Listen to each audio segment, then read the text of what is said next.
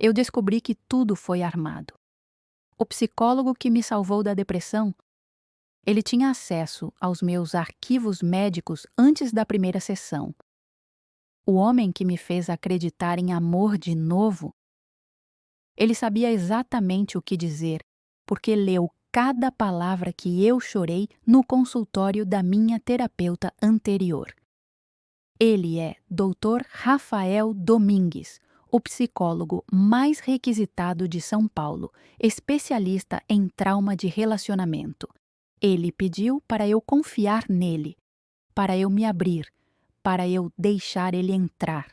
Por quê? Para coletar dados? Para estudar minhas vulnerabilidades como uma cobaia? Para provar alguma teoria doentia sobre manipulação emocional? O que ele não sabia. Eu não sou apenas Lívia Mendes, a paciente frágil que chegou no consultório dele 3 meses atrás. Eu sou a doutora Lívia Mendes, psiquiatra forense especializada em perfis criminais, que está de licença médica depois de um caso que quase me destruiu. Eu tenho acesso a bancos de dados que ele nem imagina. Eu reconheço padrões de manipulação melhor que qualquer um. E mais, meu sobrenome completo é Lívia Andrade Mendes, filha de Eduardo Mendes, do Grupo Mendes. 60% dos hospitais privados de São Paulo pertencem à minha família. Eu nunca uso esse sobrenome. Nunca quis ser reconhecida pelo dinheiro do meu pai. Mas para destruir o homem que tentou me usar como experimento, vou usar cada centavo, cada conexão, cada recurso disponível. E segunda-feira, quando eu voltar ao trabalho e descobrir que meu novo caso é investigar uma denúncia contra um psicólogo acusado de uso indevido de informações confidenciais, ele vai descobrir que escolheu a paciente errada para manipular. Porque esse psicólogo é ele. Essa é a história de como eu descobri que o homem que me ensinou a confiar de novo é o motivo de eu nunca mais poder confiar em ninguém. Algumas horas atrás, eu ainda achava que tinha encontrado meu lugar seguro. Eu não sabia que lugar seguro não existe quando você é o experimento. Prepara o coração, vai doer e vai ser delicioso. Bem-vindos ao canal Chamas da Paixão, onde exploramos os sentimentos mais intensos e proibidos do coração. Se você curte histórias que mexem com suas emoções, se inscreva no canal, ative o sininho e deixe seu like. Capítulo 1. A paciente perfeita. Dia 89, sem Marcos. Sexta-feira, 7 da manhã. Estou gravando isso porque minha nova terapeuta, doutora Andrade, sugeriu que eu mantivesse um diário de áudio. Ela disse que às vezes é mais fácil falar do que escrever. Ela não sabe que eu costumava fazer isso com meus próprios pacientes antes de tudo desmoronar. Marcos me traiu com minha melhor amiga. Não, deixa eu ser mais específica, porque precisão importa. Sempre importou na minha profissão. Marcos teve um caso de 8 meses com Carolina enquanto planejava nosso casamento. E quando eu descobri, 3 semanas antes da cerimônia, eu entrei em colapso tão violento que fui afastada do hospital onde trabalho. Eu sou psiquiatra forense. Eu avalio criminosos. Eu entro na cabeça de pessoas que fizeram coisas terríveis e tento entender por quê. Eu sou treinada para ver mentiras, para detectar manipulação, para ler microexpressões que revelam o que as palavras escondem. E mesmo assim eu não vi. Durante 8 meses eu não vi nada. Isso me quebrou de uma forma que nem eu, com todos os meus diplomas e anos de estudo sobre a mente humana, conseguia processar. Como eu voltaria a avaliar se alguém está mentindo quando fui incapaz de ver a mentira mais óbvia da minha própria vida? Uma mensagem chegou. Número desconhecido. Doutora Mendes, aqui é Rafael Domingues, do Instituto de Psicologia Avançada. Recebi seu caso transferido da doutora Andrade, que precisou se ausentar por motivos pessoais. Sei que é irregular, mas gostaria de oferecer continuidade ao seu tratamento. Tenho uma vaga hoje às 15 horas, se puder. Sei que mudanças são difíceis em momentos assim, mas prometo fazer essa transição o mais suave possível. Rafael Domingues. Eu conheço esse nome. Ele publicou um artigo sobre trauma de traição há uns 2 anos. Lembro de ter pensado que era interessante, embora um pouco calculado demais. Como se ele entendesse traição como uma fórmula matemática e não como uma devastação emocional. Mas doutora Andrade se ausentou? Isso é estranho. Ela não mencionou nada na nossa última sessão, 3 dias atrás. Devo ir? Começar com alguém novo significa repetir tudo de novo. Significa sangrar na frente de um estranho. Significa ser vulnerável com alguém que eu não conheço. Por outro lado, ficar sozinha com esses pensamentos está me matando devagar. Estarei aí às 15 horas. Obrigada por me receber com tão pouco aviso. O consultório do Dr. Rafael Domingues ficava em um prédio discreto nos jardins, o tipo de lugar onde pessoas ricas escondem seus problemas atrás de fachadas de vidro fumê e recepcionistas que nunca sorriem de verdade. O tipo de lugar que meu pai frequenta, o tipo de lugar que eu sempre evitei, preferindo trabalhar no sistema público com meu sobrenome materno, longe da sombra do Império Mendes. A sala de espera estava vazia, silenciosa demais, o tipo de silêncio que amplifica cada pensamento ruim, cada dúvida, cada voz interna que grita que você é fraca, patética, incapaz. Eu estava prestes a me levantar e ir embora quando a porta do consultório se abriu, e eu vi Rafael Domingues pela primeira vez. Ele era diferente do que eu imaginava. Pelos artigos acadêmicos, eu esperava alguém mais velho, formal, com aquela postura rígida de quem vive entre teorias e nunca se sujou com a realidade crua do sofrimento humano. Mas o homem que estava na porta tinha no máximo 40 anos. Estava de camisa social com as mangas dobradas até os cotovelos, sem gravata, e tinha olhos castanhos que pareciam ver demais, entender demais, saber demais. Doutora Mendes, por favor, entre. Sua voz era grave, mas suave, como veludo sobre pedra. Eu me levantei. Minhas pernas estavam mais firmes do que eu esperava. Pequena vitória. O consultório dele era diferente também.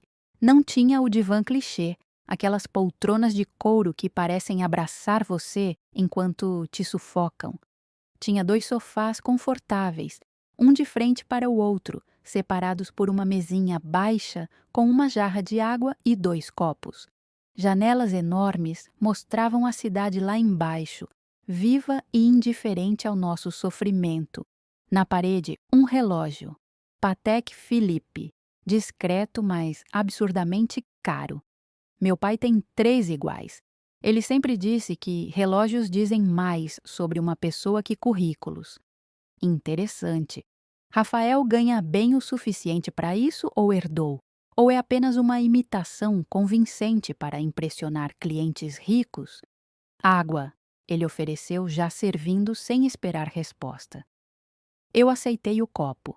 Nossas mãos se tocaram por um segundo quando ele me entregou.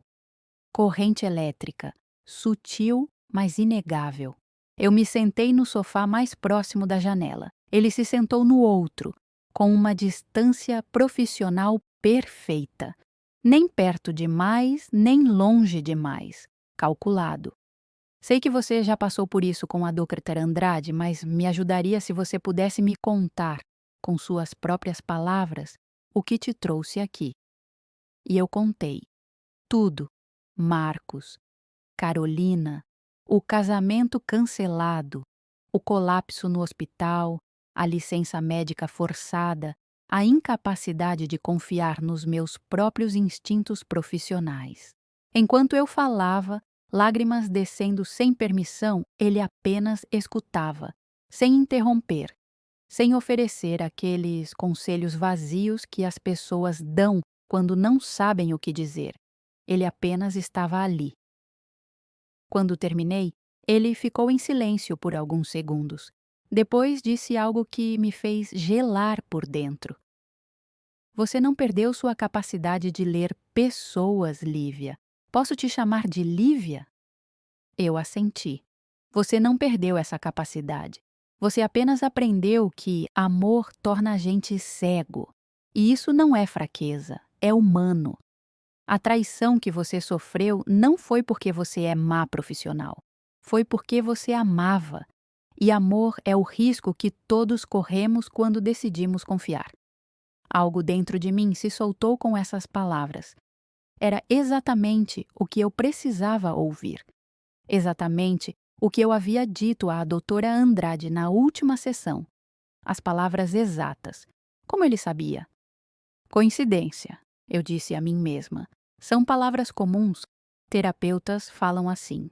Mas uma pequena voz no fundo da minha mente sussurrou: ou ele leu seus arquivos.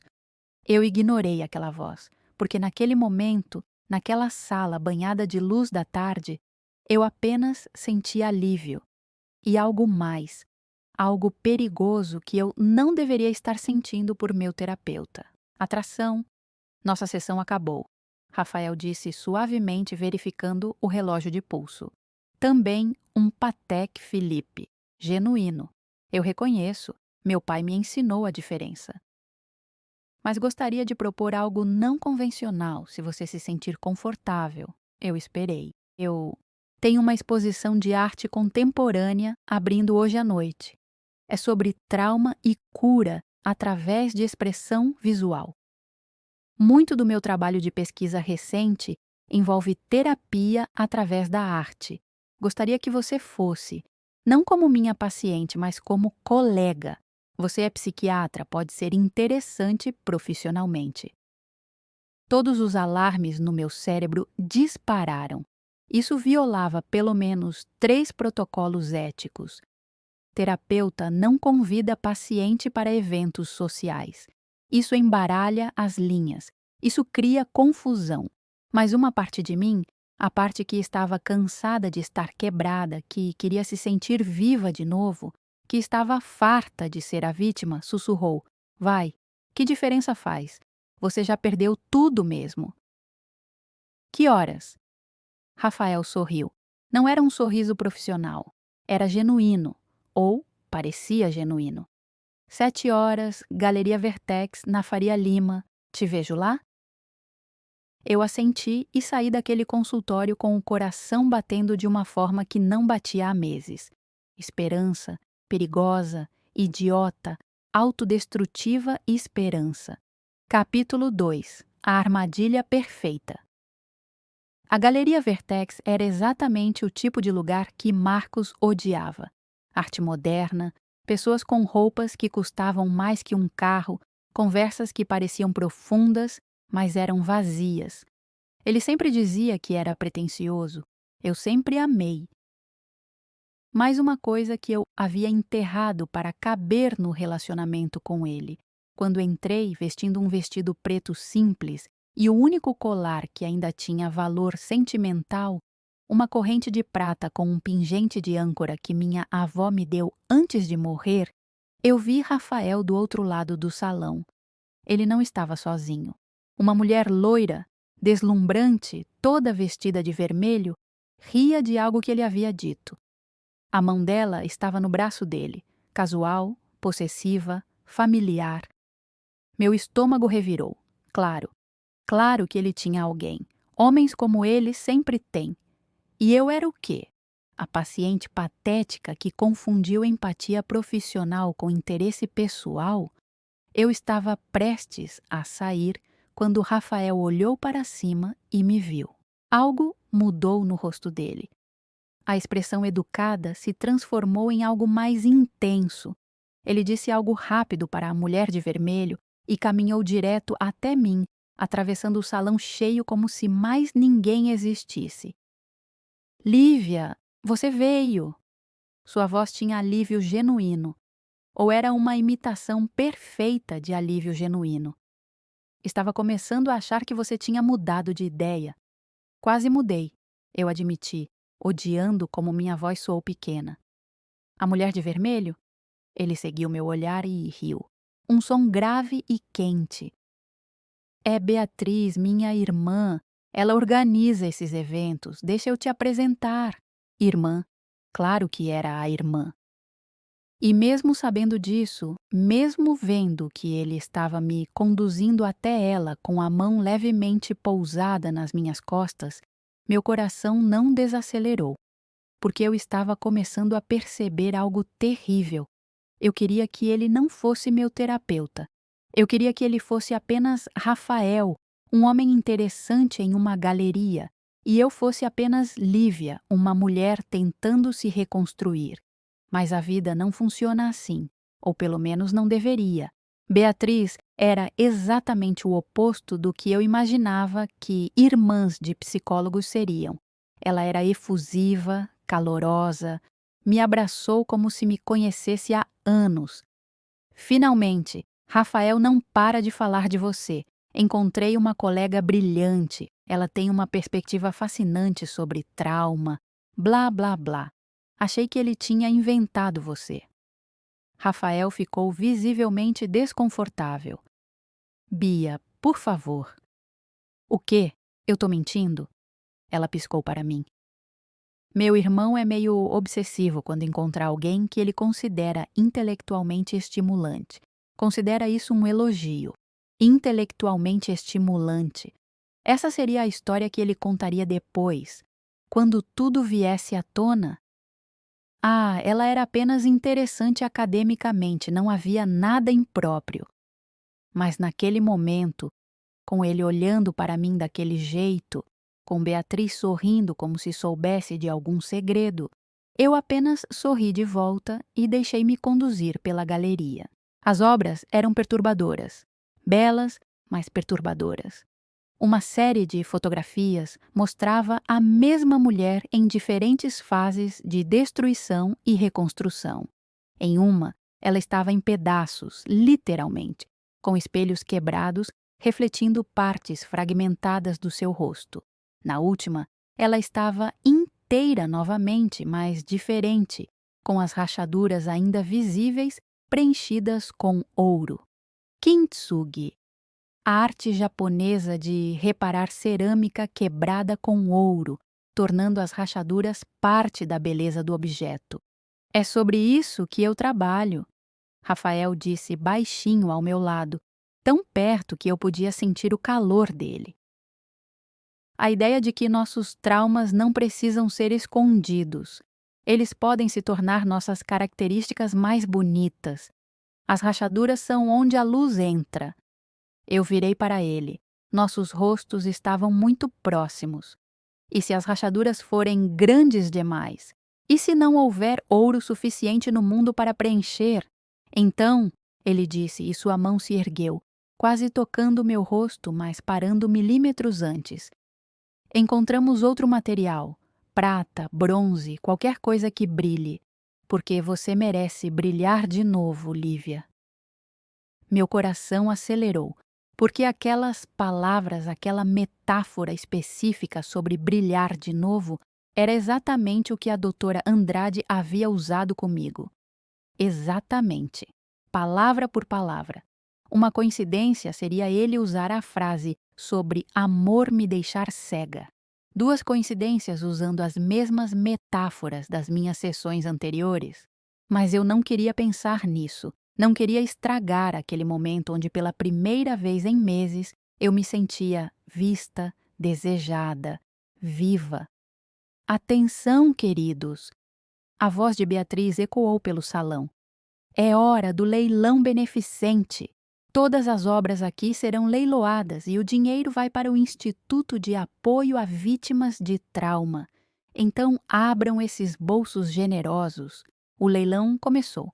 Peça por peça, valores absurdos sendo gritados por pessoas que tinham dinheiro sobrando. Eu apenas observava, fascinada por aquele mundo. Não que minha família não tivesse dinheiro. Temos, muito, Mas eu sempre recusei usar o sobrenome Mendes, o cartão de crédito sem limite, o apartamento em Higienópolis que meu pai ofereceu. Eu queria construir algo meu.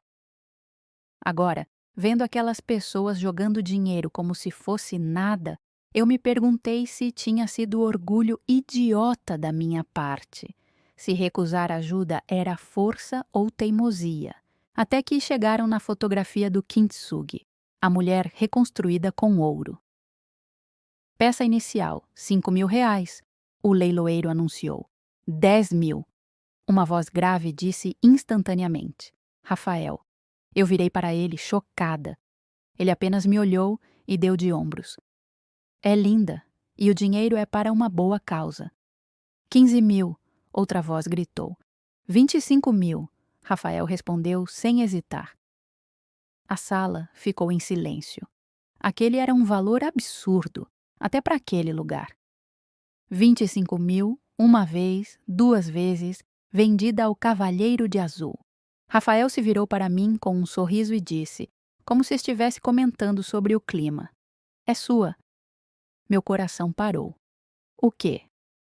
A fotografia? É sua. Quero que você a tenha, para te lembrar que rachaduras não são o fim, são apenas o começo de algo mais bonito. Lágrimas queimaram meus olhos. Ninguém nunca tinha feito algo assim por mim. R$ 25.000 em uma fotografia. Para mim, uma quase estranha. Rafael, eu não posso aceitar isso, é muito. Então considere um empréstimo, ele disse suavemente. Mas havia algo nos olhos dele. Algo intenso, quase possessivo. Você pode me devolver quando se sentir inteira de novo. Pode levar anos, décadas. Não me importo. Só quero que você tenha isso. E foi naquele momento que eu deveria ter fugido. Naquele momento que todos os meus alarmes profissionais gritaram que isso estava errado, que terapeutas não fazem isso, que havia algo muito manipulador acontecendo. Mas eu não fugi, porque pela primeira vez em meses eu me senti vista, valorizada, digna de algo bonito. Pela primeira vez eu me senti menos quebrada. Eu cheguei em casa tarde, com a fotografia embrulhada cuidadosamente debaixo do braço. Meu apartamento estava escuro, silencioso, frio, tão diferente da galeria cheia de luz e gente e possibilidades. Coloquei a fotografia na parede da sala e fiquei olhando por um longo tempo. A mulher reconstruída, as rachaduras preenchidas com ouro, bonita justamente por estar quebrada. Será que eu poderia ser assim? Será que minhas rachaduras poderiam virar algo bonito? Ou será que eu estava apenas me deixando enganar de novo? Meu celular vibrou. Mensagem de Rafael. Obrigado por hoje, por confiar em mim o suficiente para ir. Sei que não foi fácil. Durma bem, Lívia. Você merece paz. Eu olhei para minha mensagem por um longo tempo. Terapeutas não mandam mensagens de boa noite para pacientes, mas talvez Rafael fosse diferente. Talvez as regras antigas não se aplicassem quando a conexão era real. Ou talvez eu estivesse apenas desesperada o suficiente para acreditar em qualquer coisa que parecesse amor. Eu respondi: obrigada por tudo, pela fotografia, por me fazer sentir que talvez eu não esteja tão quebrada assim. A resposta veio quase imediatamente. Você nunca esteve quebrada, Lívia, apenas machucada, e machucado é temporário. Quebrado seria permanente, e você é tudo, menos permanentemente danificada. Eu segurei o celular contra o peito e deixei as lágrimas caírem, porque ele estava dizendo tudo certo, tudo o que eu precisava ouvir.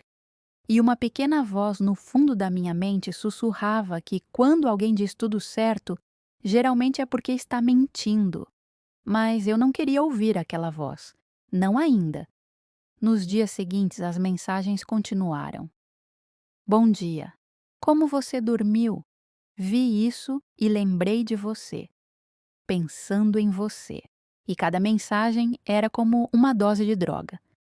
Me fazia sentir especial, vista, importante. Eu sabia que não era normal, eu sabia que terapeutas não fazem isso, mas uma parte de mim argumentava: talvez ele seja diferente, talvez eu seja especial, talvez dessa vez seja real. Afinal, ele não era apenas qualquer homem. Ele era respeitado, publicado, renomado. Ele tinha Beatriz, uma irmã adorável, que claramente o amava. Ele tinha aquele consultório lindo, aquele relógio caro, aquela vida construída. Predadores não têm vidas assim. Predadores não são assim. Ou pelo menos era isso que eu dizia a mim mesma. Até segunda-feira chegar. Capítulo 3. Quando a vítima acorda dia 92 sem Marcos, segunda-feira, 6 da manhã. 3 dias se passaram desde a galeria, 3 dias desde o presente, 3 dias de mensagens diárias dele. Bom dia. Como você dormiu pensando em você, vi isso e lembrei de você. Isso é normal? Terapeutas mandam mensagens diárias para pacientes. Dizem que estão pensando nelas? Eu deveria saber a resposta. Eu conheço a resposta. Mas, quando é com a gente, todas as regras parecem diferentes. Todas as linhas ficam borradas. E você começa a pensar: talvez ele seja diferente. Talvez eu seja especial. Talvez dessa vez seja real. Hoje eu volto ao trabalho. 4 meses afastada. 4 meses reconstruindo os cacos de mim mesma. E, aparentemente, meu primeiro caso de volta é uma investigação contra um profissional de saúde mental acusado de uso indevido de informações de pacientes. A ironia não passa despercebida. O Hospital Sírio-Libanês, onde eu trabalho como psiquiatra forense, fica em Bela Vista. É onde avalio pessoas acusadas de crimes para determinar sua sanidade mental, sua capacidade de entender o que fizeram, seus riscos de reincidência. Eu entro na mente de pessoas que fizeram coisas terríveis e tento entender o porquê. Depois de Marcos, eu não sabia se ainda conseguia. Minha sala estava exatamente como eu deixei. Livros sobre criminologia, psicopatologia, perfis de comportamento, meu diploma emoldurado, a foto de mim recebendo o prêmio de melhor residente do ano. Tudo coberto por uma fina camada de poeira e lembranças ruins. Uma batida na porta. Entra. O Dr. Henrique Tavares, diretor do departamento, entrou com uma pasta grossa debaixo do braço. Lívia, bem-vinda de volta. Ele me abraçou rapidamente. Sabe que não precisava voltar tão cedo, né? Poderíamos ter estendido sua licença. Eu preciso trabalhar, Henrique. Preciso me sentir útil de novo. Ele assentiu, entendendo sem precisar que eu explicasse. Então colocou a pasta na minha mesa. Seu primeiro caso de volta é delicado. Vou ser honesto. Pensei em dar para outra pessoa, mas você é a melhor que temos para esse tipo de coisa. Eu abri a pasta e meu mundo parou de girar. Denúncia contra Dr. Alexandre Moreira, psicólogo clínico. Acusação. Múltiplas pacientes alegam que ele usou informações obtidas em terapia para manipulá-las emocionalmente, iniciando relacionamentos inapropriados. Padrão identificado. Ele acessa prontuários anteriores antes da primeira sessão, estuda vulnerabilidades e então se posiciona como salvador emocional. 3 mulheres já prestaram queixa, todas com histórico de traição ou abuso, todas altamente bem-sucedidas profissionalmente, todas com baixa autoestima emocional. O perfil dele, charmoso, empático na superfície, mas com traços narcisistas e comportamento predatório calculado. Minha visão ficou turva. Meu estômago revirou tão violentamente que eu precisei me segurar na mesa. Lívia, você tá bem? Você ficou branca. Eu preciso de 1 minuto. Eu sabia que era cedo demais para você voltar. Olha, Eu dou esse caso pro Júlio. Não, minha voz saiu mais alta do que eu pretendia. Desculpa. Não, eu vou fazer. Preciso fazer. Henrique me olhou com preocupação, mas assentiu e saiu. Assim que a porta fechou, minhas mãos começaram a tremer.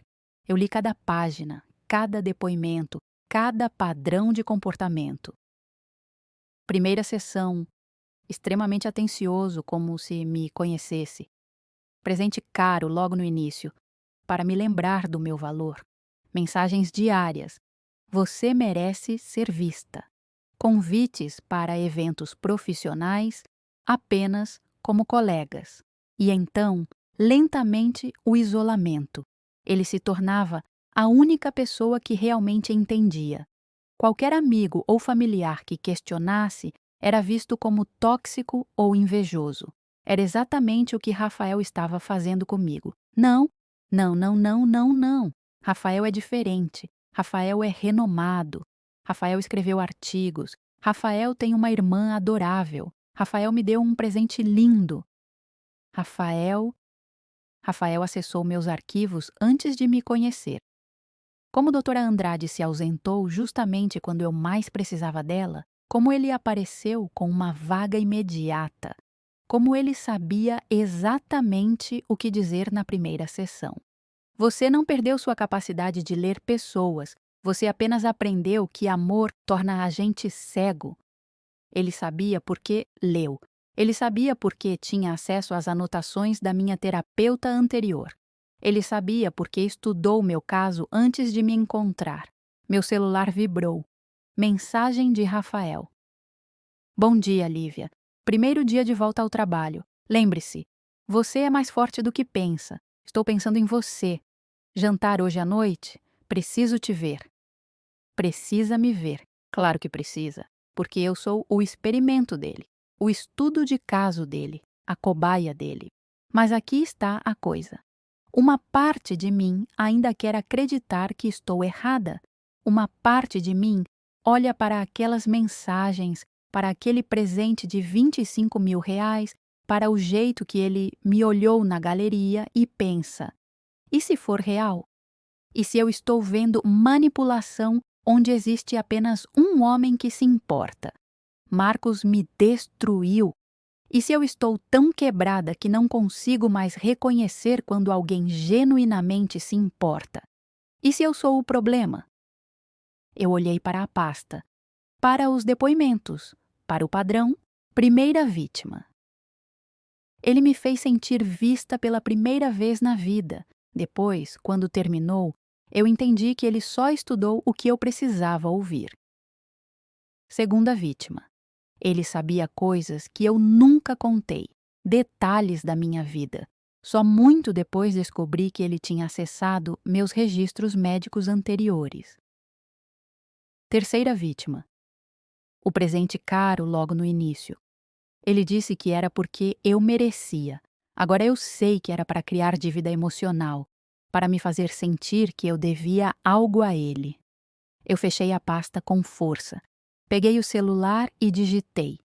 Claro, me passa o endereço. Estarei lá. Mas dessa vez eu não iria como a vítima frágil que ele esperava. Eu iria como a doutora Lívia Mendes, psiquiatra forense especializada em identificar predadores. E eu iria descobrir exatamente o que ele estava fazendo. Porque aqui está a coisa sobre ser psiquiatra forense. Eu sei como mentirosos pensam. Eu sei como manipuladores operam. E eu sei como fazer eles acreditarem que estão vencendo, enquanto eu coleto cada evidência que vai destruí-los. Rafael Domingues escolheu a mulher errada para manipular. E hoje à noite o caçador vai descobrir que virou presa. Eu passei o dia inteiro investigando. Não o caso oficial do Alexandre Moreira, mas Rafael Domingues. Busquei em bancos de dados profissionais, registros públicos, publicações acadêmicas, redes sociais antigas e encontrei buracos, muitos buracos. Rafael apareceu em São Paulo há 5 anos. Antes disso, nada. Como se ele não existisse. Nenhum registro de onde se formou, Nenhuma menção à família, além de Beatriz, nenhuma foto antiga.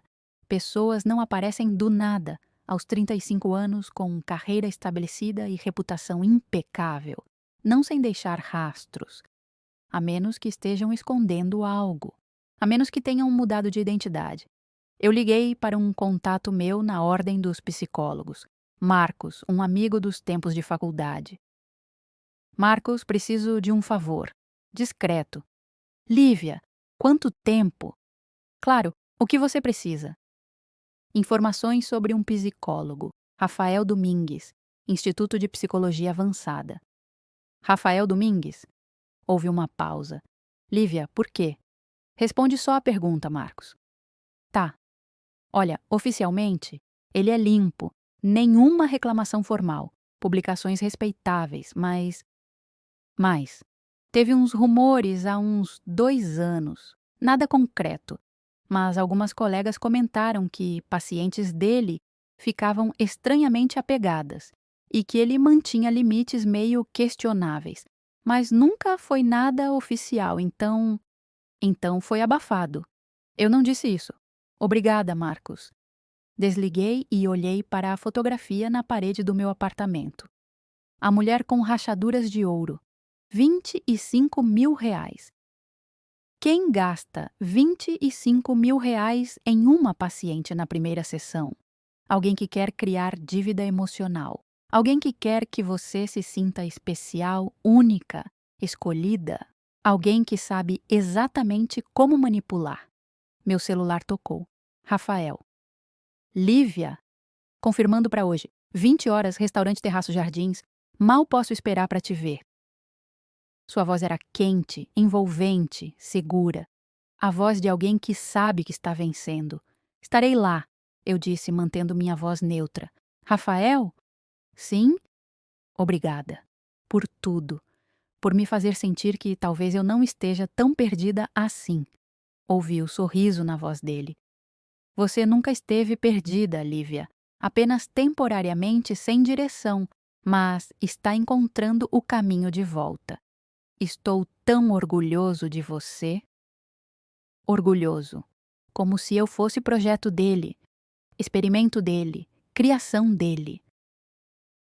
Até logo, eu disse e desliguei. Então abri minha gaveta e peguei o gravador que eu uso em avaliações forenses.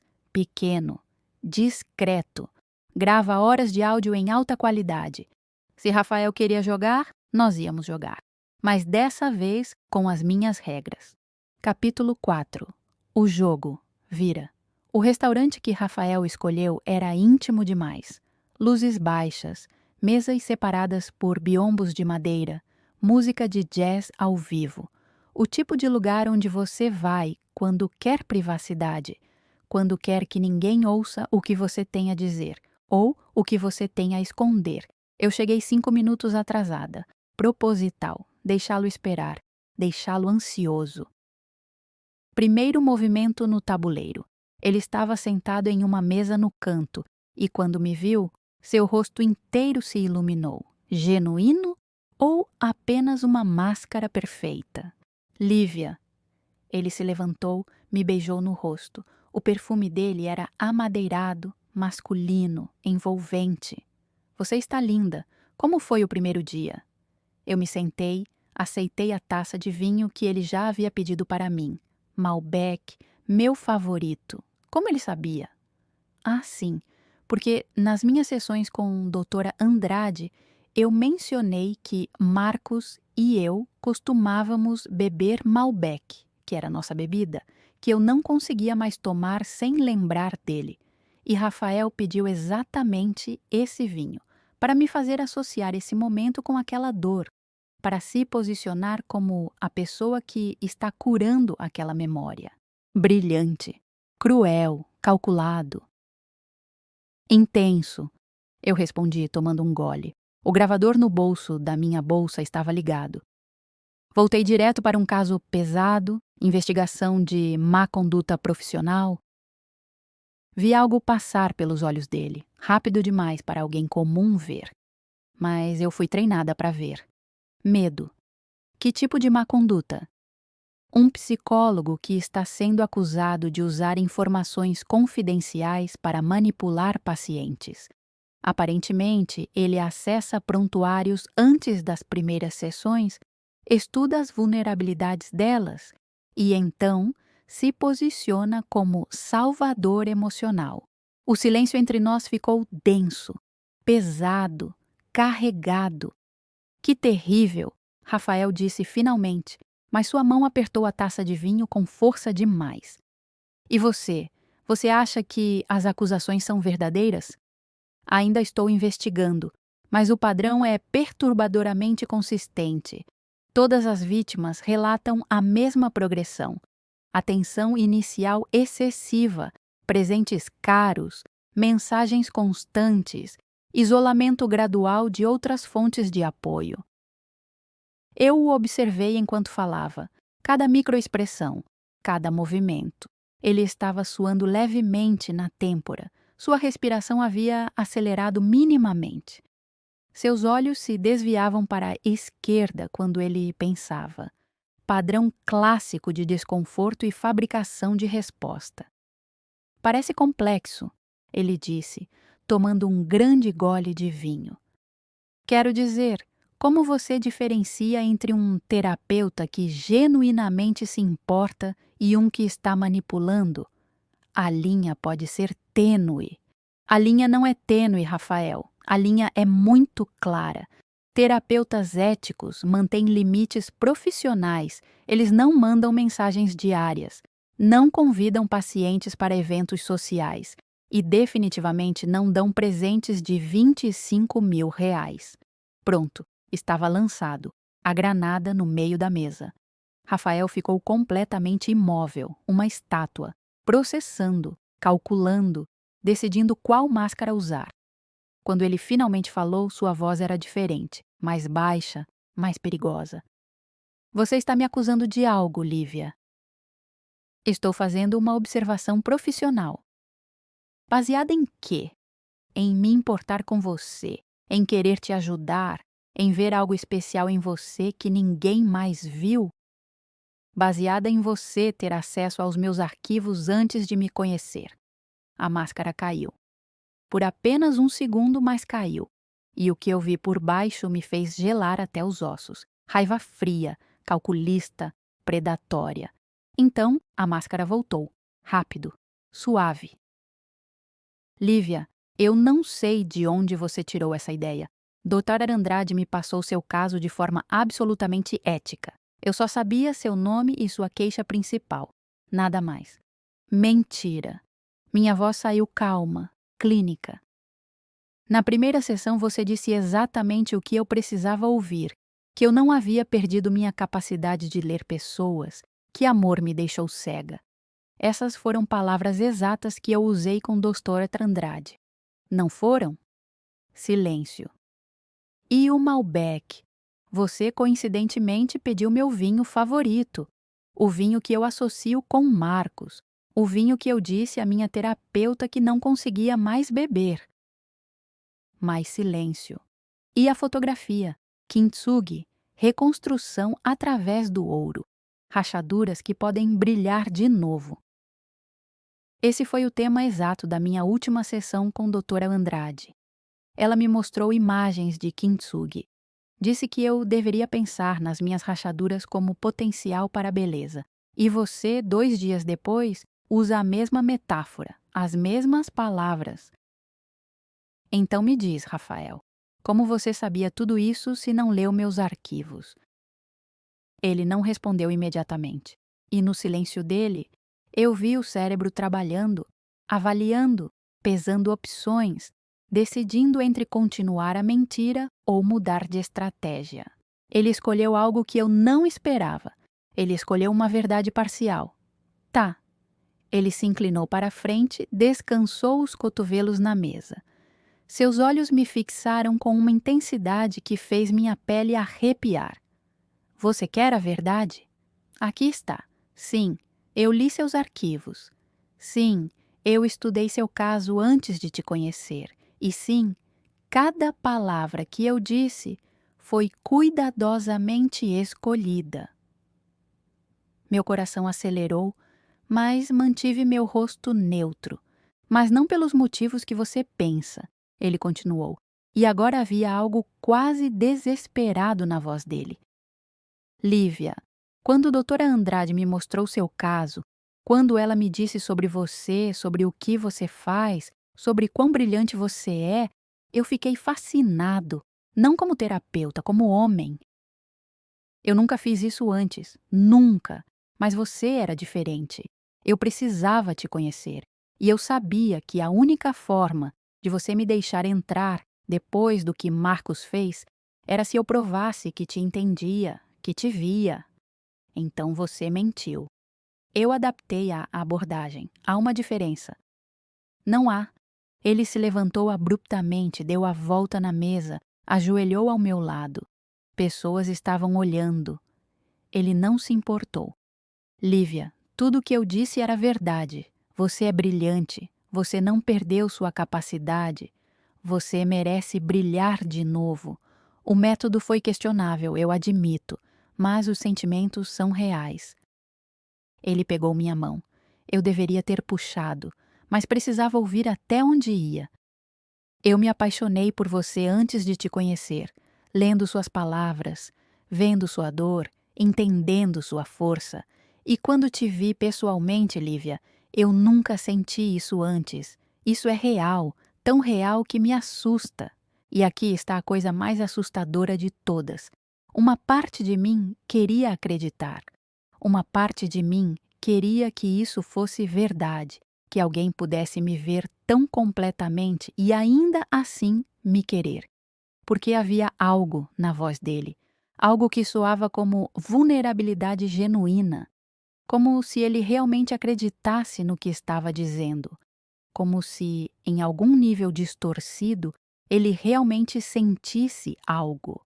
E foi nesse momento que eu entendi o verdadeiro perigo dele. Não era que ele fosse, obviamente, mau. Era que ele misturava verdade com mentira tão perfeitamente que você não conseguia separar. Era que ele provavelmente acreditava nas próprias palavras. Era que talvez, em algum nível, ele realmente sentisse algo. Mas sentir não justifica manipular. Amor não justifica violar ética. Paixão não justifica usar vulnerabilidade como arma. Levanta, eu disse calmamente. Lívia, levanta, volta para o seu lugar e me escuta. Ele obedeceu, mas seus olhos nunca deixaram os meus. Havia algo neles agora. Medo, desespero e ainda assim aquela intensidade que me fez questionar tudo. Você sabe o que eu faço, Rafael. Eu entro na mente de pessoas que fizeram coisas terríveis, pessoas que mentem tão bem que acreditam nas próprias mentiras, pessoas que acham que são especiais, que as regras não se aplicam a elas, que seus desejos justificam qualquer método. Eu me inclinei para a frente. Eu reconheço narcisismo, eu reconheço obsessão mascarada de amor, e eu reconheço um predador quando ele está sentado na minha frente, mesmo quando ele acredita que não é. Lívia, você não entende. Não, você falou, agora eu falo. Lágrimas queimavam meus olhos, mas eu não deixei cair. Não aqui, não na frente dele. Você não se apaixonou por mim, você se fascinou com a ideia de me controlar, de ser a pessoa que consertou a psiquiatra quebrada. Que desafio, né? Manipular uma mulher treinada para detectar manipulação. Que troféu perfeito para seu ego. Isso não é justo. Você está reduzindo algo complexo a... E aqui está o que você não sabe sobre mim, Rafael. Eu o interrompi. Meu nome completo é Lívia Andrade Mendes, do Grupo Mendes. Meu pai é Eduardo Mendes, dono de 60% dos hospitais privados de São Paulo, incluindo o instituto onde você trabalha. Vi o sangue drenar do rosto dele. Eu uso o nome da minha mãe profissionalmente porque não quero que meu trabalho seja associado ao dinheiro da minha família. Mas você acha que eu não vou usar todos os recursos disponíveis para te parar? Lívia, não. Passei o dia investigando você. E sabe o que descobri? Você não existia antes de 5 anos atrás. Nenhum registro, nenhuma história, nada. O que me faz pensar que Rafael Domingues não é seu nome verdadeiro, que você mudou de identidade, que você fugiu de algo. Seus olhos se arregalaram. Pânico real agora. E amanhã de manhã, às 9 horas, você tem uma reunião com o Conselho de Ética do seu instituto, porque eu fiz a denúncia formal hoje às 17 horas, com evidências. Esta conversa está sendo gravada e tudo que você acabou de confessar está registrado. Você não pode fazer isso, por favor. Lívia, você vai destruir minha vida. Você tentou destruir a minha. Eu me levantei, peguei minha bolsa. A fotografia eu vou devolver. Não quero nada que venha de você. Eu me inclinei, sussurrei perto o suficiente para ele ouvir. E o caso que eu mencionei, o psicólogo sendo investigado por má conduta, tenho a forte impressão de que você o conhece muito bem. Saí daquele restaurante com a coluna ereta, o queixo erguido, cada passo firme e determinado. Só quando entrei no carro, tranquei as portas e deixei a escuridão me envolver, foi que eu desmoronei. Porque não importava quantas vezes eu dissesse a mim mesma que era manipulação. Não importava quantas evidências eu tinha. Uma parte de mim ainda queria que fosse real. Uma parte de mim ouviu aquele desespero na voz dele e pensou: e se ele realmente sente algo? E se, na mente distorcida dele, isso é amor? E se eu acabei de destruir a única pessoa que realmente me viu? Meu celular começou a vibrar. Rafael, dezenas de mensagens. Lívia, por favor, deixa eu explicar melhor. Você não entende o que eu sinto. Eu te amo. Não faz isso. Você vai se arrepender. Eu vou perder tudo. Eu preciso de você. Por favor, não me deixa. Eu bloqueei o número e dirigi para casa em silêncio. Dia 92 sem Marcos. Segunda-feira, 23 horas. Hoje eu descobri que tem pessoas piores que Marcos no mundo. Pessoas que transformam cura em arma, que usam nossos traumas como mapa para nos destruir ainda mais. Mas também descobri algo sobre mim. Eu não estou tão quebrada quanto pensava, porque mesmo com todas as minhas rachaduras, eu ainda consegui ver através dele. Eu ainda consegui me proteger. Eu ainda consegui lutar. Não preciso de ouro para preencher minhas rachaduras. Elas podem ficar abertas, podem doer, podem sangrar, mas são minhas. E ninguém nunca mais vai me fazer acreditar que eu preciso de alguém para me consertar. Mas enquanto eu gravava isso, enquanto eu tentava me convencer de que tinha feito a coisa certa, uma parte de mim sussurrava: e se você estiver errada? E se ele realmente sentia algo, mesmo que distorcido? E se você acabou de destruir alguém que, na confusão dele, realmente te amava?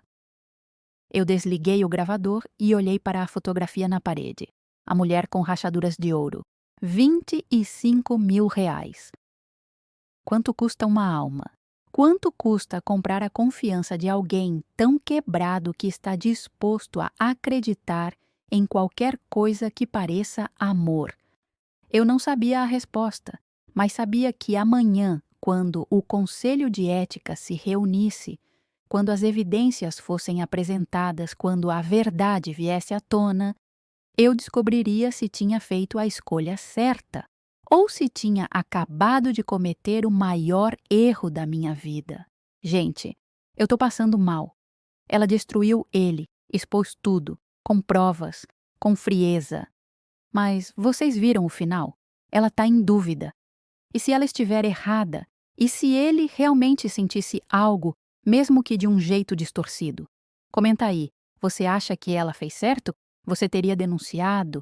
Ou você teria dado uma segunda chance? porque eu honestamente não sei o que eu faria nessa situação. Capítulo 5. O segredo dele. Dia 95, sem Marcos. Quinta-feira. 3 dias desde o jantar. 3 dias desde a denúncia. 3 dias sem mensagens de Rafael. O silêncio dele era mais assustador que qualquer coisa que ele pudesse ter dito. Eu não dormi direito em nenhuma das 3 noites. Cada vez que fechava os olhos, via o rosto dele naquele restaurante. O desespero, a vulnerabilidade. E eu me perguntava: e se eu realmente destruí alguém que, na confusão dele, tentava me amar?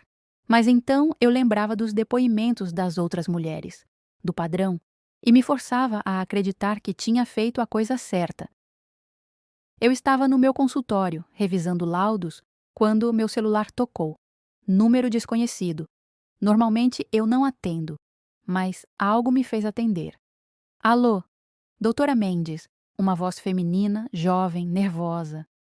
Meu nome é Camila, Camila Borges. Eu preciso falar com você sobre Rafael Domingues. Meu coração acelerou.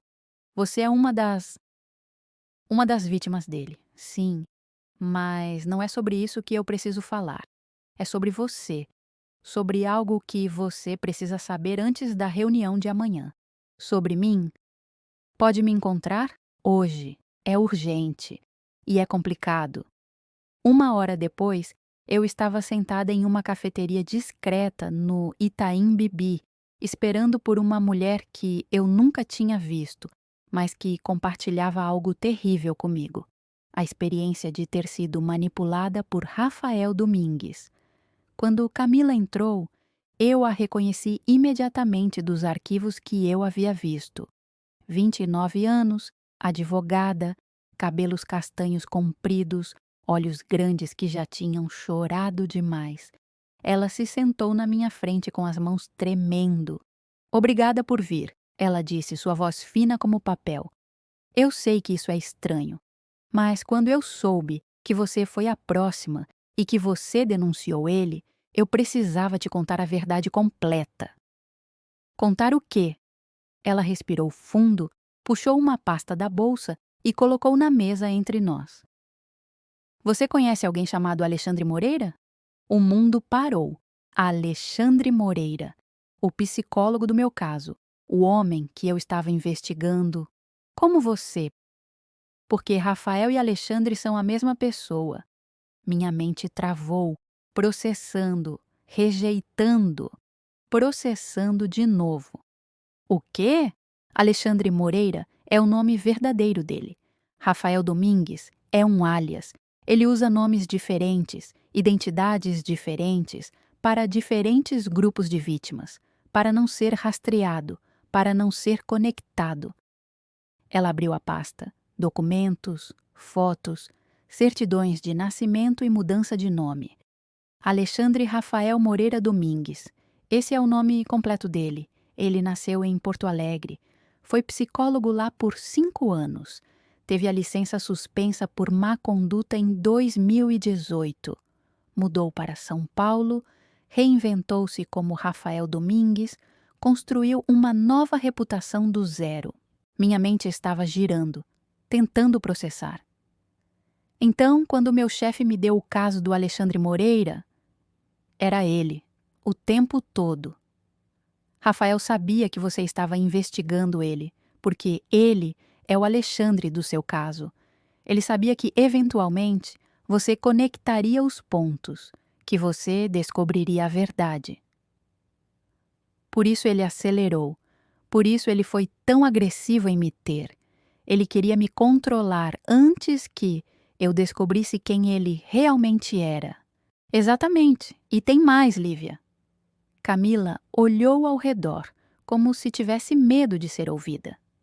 A doutora era Andrade. Ela não foi simplesmente subornada. Ela é parceira dele. Eles têm um esquema. O quê? Ela identifica pacientes vulneráveis, mulheres com bons empregos, poder aquisitivo alto, que estão em momentos de fragilidade emocional.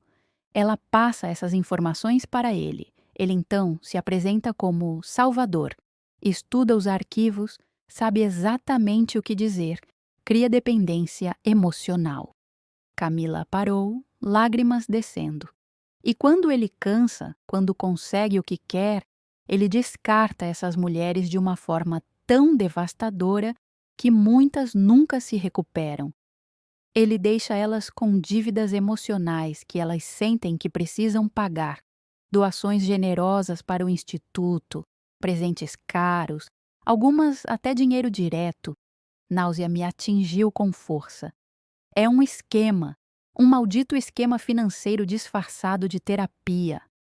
Sim, e Lívia, você era a marca maior, muito maior do que ele esperava inicialmente. O que você quer dizer? Ele não sabia no começo que você era uma Mendes. Ele te escolheu porque você é psiquiatra forense. Imagina o acesso que ele teria se te controlasse, laudos que ele poderia influenciar, pessoas que ele poderia manipular através de você.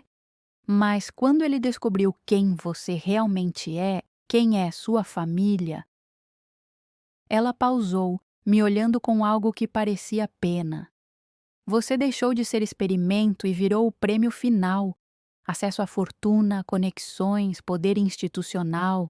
Se ele conseguisse te ter, te casar, teria tudo. Então aquele desespero dele no restaurante não era porque ele te ama, era porque ele estava perdendo o maior investimento da vida dele. Eu deveria sentir raiva, deveria sentir vingança, mas tudo que eu senti foi um vazio imenso e frio, porque uma parte de mim ainda queria acreditar que havia algo real ali, que por baixo de toda a manipulação havia um homem que realmente me via, mas não havia, nunca houve. Tem uma coisa que eu não entendo, eu disse, minha voz saindo mais trêmula do que eu gostaria. Por que você está me contando isso? Por que agora? Camila me olhou nos olhos. Porque amanhã, na reunião do Conselho de Ética, ele vai usar uma estratégia. Ele sempre usa. Ele vai admitir parte da culpa, vai parecer vulnerável e arrependido. Vai dizer que se apaixonou de verdade, mas cometeu erros. E muitas vezes funciona, especialmente com mulheres no conselho que querem acreditar em redenção.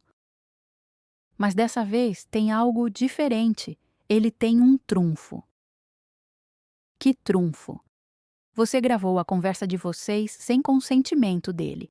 No estado de São Paulo, isso é ilegal. Pode invalidar toda a evidência. E pior, ele pode processar você por isso. Meu estômago caiu. Merda! Eu estava tão focada em pegar evidência contra ele que nem pensei nas implicações legais. Ele vai usar isso? Com certeza.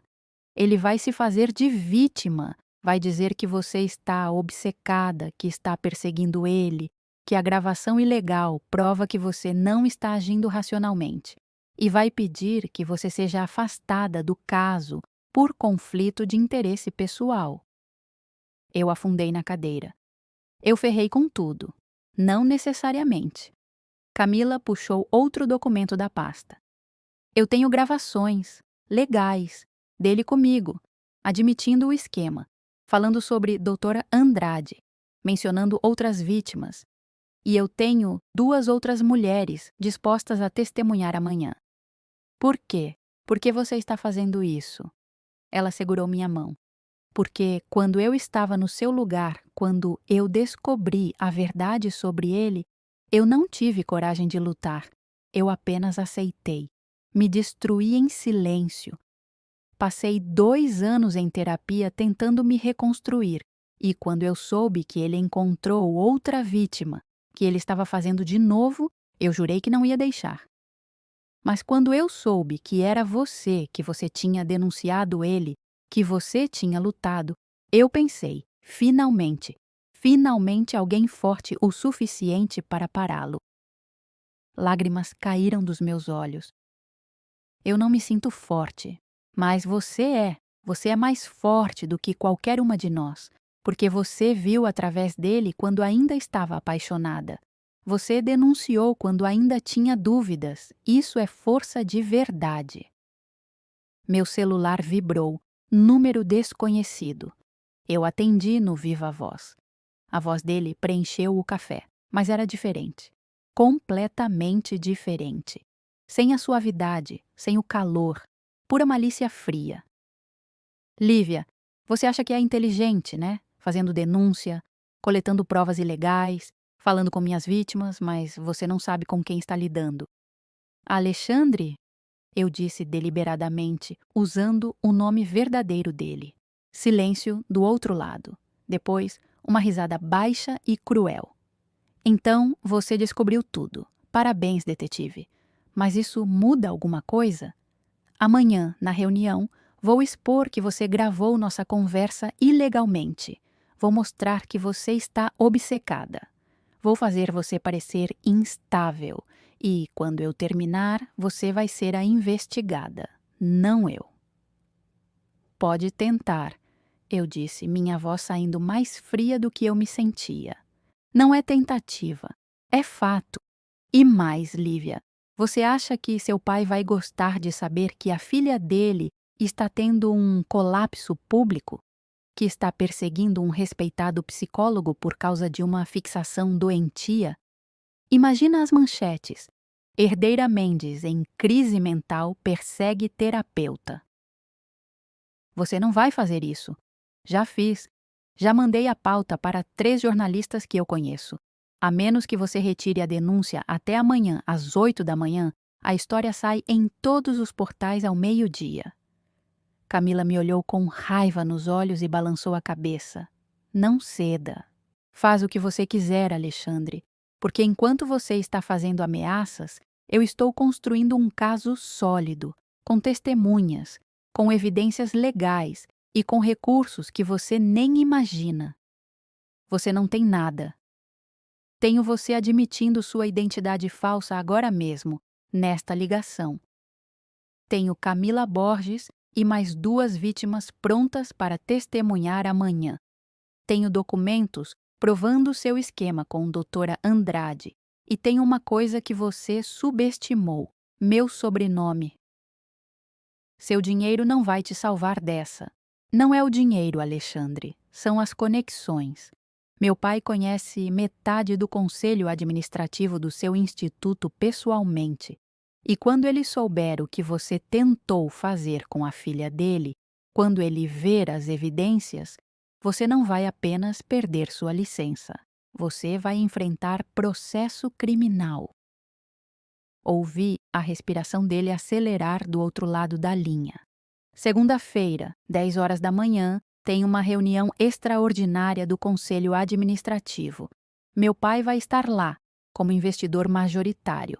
E ele vai apresentar uma moção para não apenas te remover do instituto, mas para iniciar processo criminal por estelionato, formação de quadrilha e manipulação psicológica qualificada. Você está blefando. Testa, publica suas matérias, faz suas ameaças e descobre se eu estou blefando. Desliguei. Minhas mãos estavam tremendo, mas era diferente agora. Não era medo, era raiva. Raiva fria e determinada. Você realmente tem tudo isso? Camila perguntou. Não, mas vou ter até amanhã. Peguei meu celular e liguei para um número que eu nunca achei que ligaria. Papai, sou eu. Preciso da sua ajuda. E preciso que você confie em mim. Dia 95 sem Marcos. Quinta-feira, 22 horas. Hoje eu descobri que o homem que eu achei que estava me manipulando é pior do que eu imaginava. Ele não é apenas um terapeuta antiético. Ele é um criminoso calculista com identidade falsa e histórico de destruir mulheres sistematicamente. E eu quase acreditei que ele me amava, mas também descobri algo importante. Eu não preciso fazer isso sozinha. Tem outras mulheres que ele machucou, e elas estão dispostas a lutar. Tem meu pai que pela primeira vez em anos vai usar todo o poder do sobrenome Mendes para me proteger. E tem eu. Mais forte do que eu pensava, mais corajosa do que eu acreditava. Amanhã vai ser guerra, mas dessa vez eu não vou lutar sozinha. E Alexandre Rafael Moreira Domingues vai descobrir que escolheu a vítima errada para destruir. Capítulo 6. Confronto final. Dia 96, sem Marcos. Sexta-feira, 8 da manhã. Reunião do Conselho de Ética em 1 hora. Eu estou sentada no carro em frente ao Instituto de Psicologia Avançada, observando pessoas entrarem. Camila está ao meu lado. Outras 2 mulheres, Mariana e Juliana, estão no banco de trás. Todas nós compartilhamos a mesma cicatriz. Alexandre Moreira Domingues. Você tá pronta? Camila pergunta. Não, mas vamos assim mesmo. Meu celular vibra.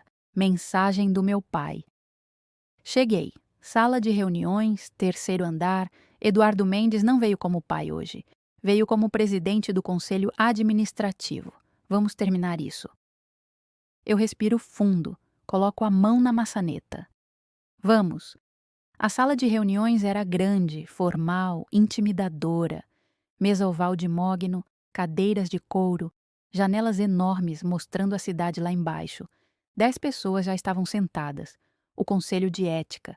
E no centro, meu pai, Eduardo Mendes, terno impecável, expressão neutra. Mas quando ele me viu, algo nos olhos dele mudou. Orgulho, fúria, proteção. E do outro lado da mesa, Alexandre, ou Rafael, ou quem quer que ele realmente seja. Ele estava impecável também. Terno cinza, gravata discreta, cabelo perfeitamente arrumado. A máscara de psicólogo respeitável estava de volta. Mas quando nossos olhos se encontraram, eu vi algo escuro passar pelo rosto dele. Ódio. Obrigado a todos por virem com tão pouco aviso. Meu pai começou, sua voz preenchendo a sala. Estamos aqui para tratar de uma denúncia grave contra o Dr. Rafael Domingues, apresentada pela doutora Lívia Mendes. Doutora Mendes, pode apresentar suas acusações? Eu me levantei. Minhas pernas estavam firmes, minha voz também.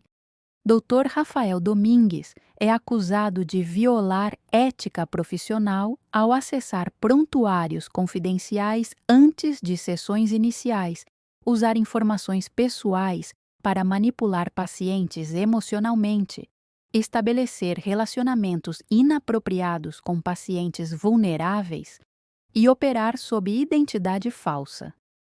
Murmúrios percorreram a sala. Identidade falsa? Uma das conselheiras, doutora Helena Costa, perguntou. O que isso significa? O homem sentado diante de vocês não é Rafael Domingues. Ele é Alexandre Rafael Moreira Domingues, psicólogo que teve sua licença suspensa em Porto Alegre em 2018 por má conduta profissional. Ele mudou legalmente para o nome artístico Rafael Domingues e se reinventou em São Paulo.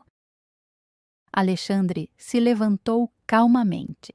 Isso é verdade, ele disse, sua voz tranquila, controlada. Eu mudei meu nome legalmente. Não há nada de ilegal nisso. Eu cometi erros no passado, sim. Erros dos quais me arrependo profundamente, mas vim para São Paulo para recomeçar, para ser melhor. E nos últimos 5 anos construí uma carreira impecável. Ele me olhou com algo que parecia dor. Quanto à denúncia da doutora Mendes, eu admito que cruzei algumas linhas éticas com ela, mas não pelos motivos que ela alega. Eu me apaixonei, genuinamente, e cometi o erro de deixar meus sentimentos atrapalharem meu julgamento profissional. Foi errado? Sim. Foi manipulação calculada? Não. Ele pausou, deixando aquilo assentar. Na verdade, tenho evidências de que a doutora Mendes pode não estar agindo racionalmente nesta situação. Ela gravou nossa última conversa sem meu consentimento, o que é ilegal. Ela me perseguiu, me ligou repetidamente, demonstrou comportamento obsessivo. Eu acredito que ela está projetando em mim questões não resolvidas de seu próprio trauma de traição. Várias pessoas no conselho olharam para mim com dúvida nos olhos. Merda! Ele era bom, muito bom. É verdade que eu gravei nossa conversa, eu admiti. E é verdade que isso foi ilegal, mas eu fiz isso porque precisava de prova. Prova de que ele estava mentindo. Prova de que ele sabia detalhes da minha vida que só poderiam ter vindo dos meus arquivos confidenciais.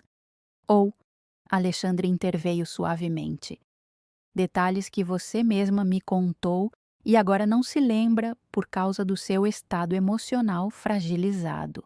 Eu nunca te contei sobre o Malbec, eu disse, minha voz saindo mais firme.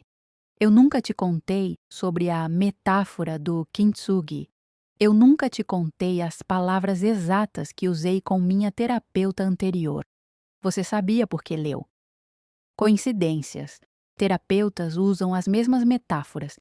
É parte do vocabulário da profissão. Eu senti o caso escorregando pelos meus dedos. Ele estava virando isso contra mim, me fazendo parecer obcecada, instável. Foi quando Camila se levantou. Posso falar? Meu pai assentiu. Meu nome é Camila Borges e eu também fui paciente dele. Há 3 anos. Alexandre empalideceu.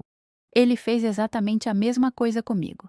Acessou meus arquivos, usou minhas vulnerabilidades, me deu presentes caros logo no início, me isolou de amigos e família, e quando eu não servi mais aos propósitos dele, ele me descartou de uma forma tão devastadora que eu tentei suicídio. Silêncio absoluto na sala. Eu tenho gravações legais dele admitindo isso. Gravações feitas há 2 anos, com consentimento, quando eu ainda tentava entender o que tinha acontecido comigo. E eu tenho mais 2 mulheres aqui que vão testemunhar o mesmo padrão. Mariana e Juliana se levantaram.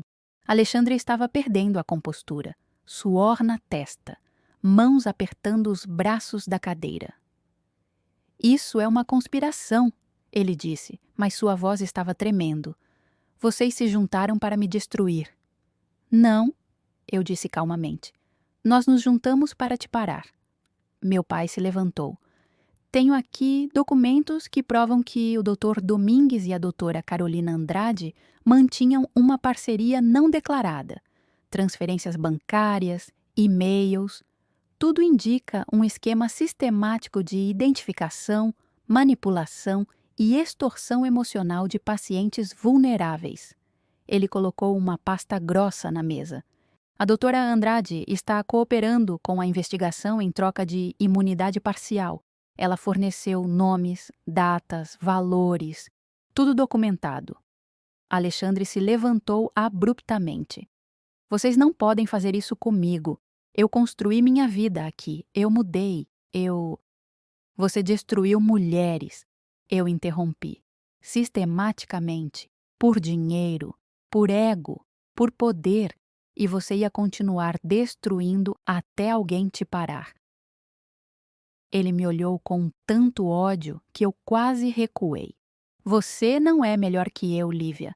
Você também quer poder. Por isso usou o sobrenome do seu pai. Por isso trouxe ele aqui. Você não lutou justa. Você usou privilégio. Você está certo, eu disse, e vi surpresa no rosto dele. Eu usei meu privilégio. Usei cada recurso disponível. Porque quando você está lutando contra um predador, você usa todas as armas que tem. Meu pai bateu o martelo na mesa. Votação. Todos a favor da remoção imediata do Dr. Alexandre Moreira Domingues de suas funções e do início de processo criminal? 10 mãos se ergueram. Unânime. Está decidido. Sua licença será suspensa imediatamente. A polícia já foi notificada e chegará em alguns minutos para conduzir o interrogatório oficial. Alexandre afundou na cadeira. A máscara tinha caído completamente. O que restou foi um homem vazio, perdido, destruído. E eu senti nada. Nem satisfação, nem raiva, nem vingança. Apenas um cansaço imenso. E alívio. Eles o levaram algemado 20 minutos depois. Ele não gritou, não ameaçou, apenas foi, como se finalmente tivesse entendido que o jogo acabou. Eu fiquei na sala vazia depois que todos saíram, olhando pela janela, vendo a cidade continuar indiferente. Meu pai apareceu na porta. Você lutou bem. Não parece vitória. Nunca parece. Justiça raramente é satisfatória, é só necessária. Ele se aproximou, colocou a mão no meu ombro. Eu errei com você. Ofereci dinheiro quando você precisava de presença. Ofereci soluções quando você precisava de escuta. E quando você mais precisou de mim, eu não estava lá. Você tá aqui agora. E vou continuar, se você deixar. Eu me virei e abracei meu pai pela primeira vez em anos. E chorei. Chorei tudo que eu havia segurado. Todo o medo, toda a raiva, toda a dor. E foi libertador. Epílogo. 6 meses depois. Dia 265, sem Marcos.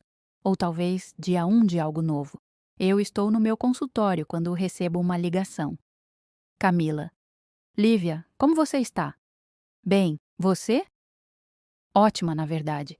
Estou ligando porque todas nós, as mulheres do caso Alexandre, estamos nos reunindo mensalmente.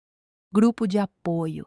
E pensamos em te convidar, não como terapeuta, mas como uma de nós. Algo quente se espalhou pelo meu peito. Eu adoraria. Perfeito! Ah, e Lívia, obrigada. Por tudo. Por lutar não só por você, mas por todas nós. Depois que desliguei, olhei pela janela do meu consultório. A cidade estava viva lá embaixo. E eu também estava. Não como vítima, não como salvadora, apenas como alguém que passou pelo fogo e decidiu que as queimaduras não definiriam quem ela é. A fotografia do Kintsugi ainda está na minha parede. Eu pensei em devolver, em jogar fora, em queimar, mas decidi ficar com ela, não como lembrança dele, mas como lembrança de mim, das minhas rachaduras, da minha luta, da minha força. Porque, no final, a mulher daquela foto não precisa de ouro para ser bela. Ela é bela justamente porque sobreviveu, assim como eu. Marcos me enviou uma mensagem ontem, depois de 9 meses. Vi a notícia sobre aquele psicólogo. Foi você quem denunciou? Sempre soube que você era forte demais para mim. Eu olhei para a mensagem por um longo tempo. Pensei em responder algo cortante, algo que mostrasse que eu estava bem sem ele, mas então eu simplesmente deletei, porque ele não merece espaço na minha história. Ele foi apenas o começo da minha jornada de autodescoberta, mas não é o final. Hoje, eu me olhei no espelho e pela primeira vez em meses eu gostei do que vi. Não porque estou consertada, não porque minhas rachaduras foram preenchidas, mas porque eu aceitei que rachaduras fazem parte de quem eu sou e que eu não preciso de ouro, prata ou bronze para ser valiosa. Eu já sou, sempre fui. Só precisava lembrar. As pessoas sempre perguntam se eu voltaria atrás, se eu teria feito algo diferente, se me arrependo de ter confiado em Alexandre. E minha resposta é sempre a mesma: não, porque aquela experiência, por mais dolorosa que tenha sido, me ensinou algo precioso. Me ensinou que eu posso ser quebrada e ainda assim poderosa, que eu posso confiar de novo, mas dessa vez com os olhos abertos, que vulnerabilidade não é fraqueza, é coragem, e que às vezes as pessoas que tentam nos destruir acabam sendo as que nos ensinam exatamente quão fortes somos. Hoje, eu não preciso de ouro para preencher minhas rachaduras. Hoje, eu não preciso de ninguém para me dizer que sou digna. Hoje, eu simplesmente sou. E isso, no final, é mais do que suficiente. Dia 265. Última gravação. Marcos me traiu. Alexandre tentou me manipular. E sabe o que eu aprendi com tudo isso? Que o bis que eu precisava nunca foi deles, foi sempre meu. E agora, finalmente, eu entendo o que isso significa. Gente, eu tô sem palavras. Ela pegou ele. Com ajuda, com aliadas, com o pai dela. Ela não fez sozinha, porque a gente nunca precisa fazer sozinha. E aquela frase final: o bis que eu precisava sempre foi meu. Isso aqui não é só uma história. Isso é um recado para toda pessoa que já foi manipulada, desvalorizada ou feita se sentir pequena por alguém que deveria cuidar de você. Você é forte. Suas rachaduras não te definem. E você não precisa de ninguém para ser completa. Agora eu preciso saber de vocês. 1. Essa história tocou você de alguma forma? Conta nos comentários. 2. Você quer uma parte 2? Tipo, a história de uma das outras vítimas? Comenta parte 2 se quiser. 3. O que você achou do final? A. Perfeito. Ela não precisava de romance. B. Queria que tivesse mais vingança. C. Tô chorando, que história linda. D. Quero mais histórias assim. Se esse vídeo te impactou, deixa aquele like, se inscreve no canal e compartilha com aquela pessoa que precisa ouvir que ela é forte. E lembra, você não precisa ser consertada, você só precisa ser você. Nos vemos no próximo conto. Até lá, brilhe com suas próprias rachaduras.